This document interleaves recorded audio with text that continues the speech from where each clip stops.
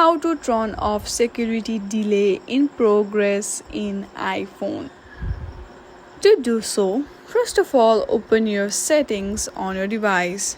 Once you are on your settings, hit on the general and check if any updates are available or not in your system.